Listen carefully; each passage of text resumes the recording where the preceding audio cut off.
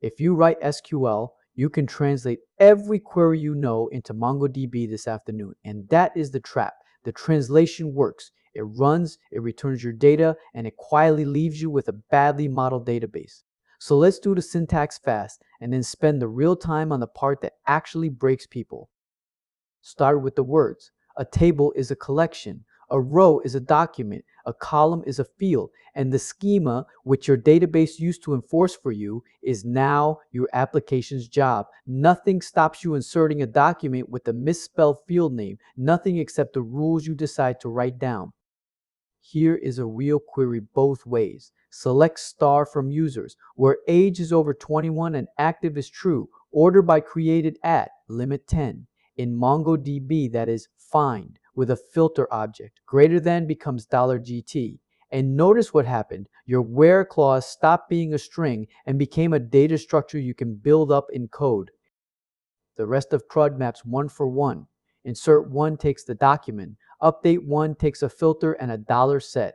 Delete one takes a filter. The one thing to burn in early without $set, update one replaces the entire document instead of changing that one field. That mistake is quiet and it is expensive.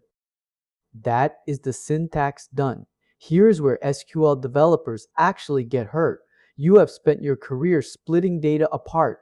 Users here, orders there, order items in a third table, wired together with foreign keys. That instinct is correct in SQL, and it is the single biggest mistake you can bring to MongoDB. In SQL, an order is 3 tables and 2 joins. In MongoDB, an order is 1 document, with the line items living inside it as an array and the shipping address as a nested object. One read gets the whole thing. No join, no planner, no 500 lines of ORM configuration to make it fast. So what is the rule? Model around how you read, not around how the data relates. If you always fetch it together, embed it.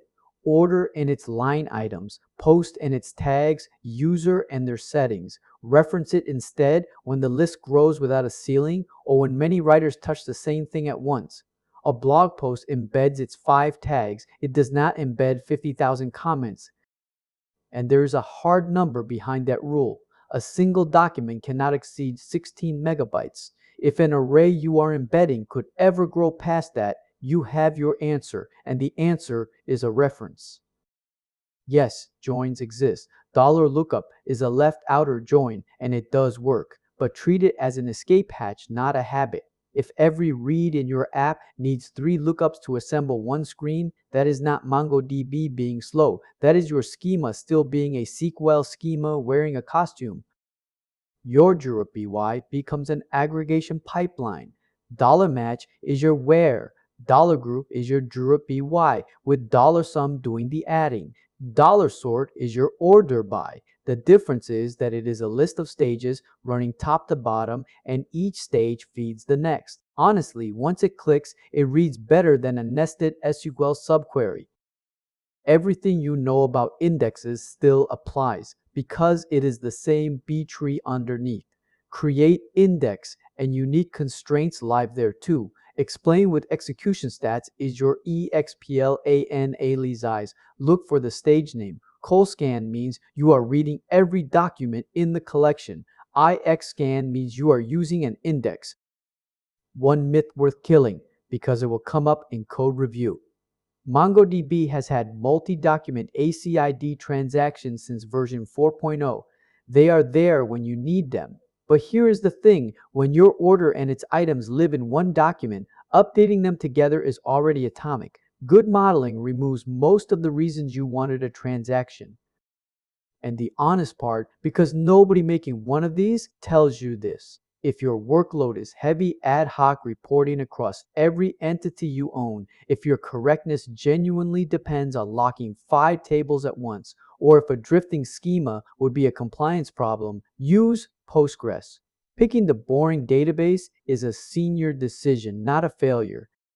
So, the syntax took you 10 minutes, and it was never the hard part.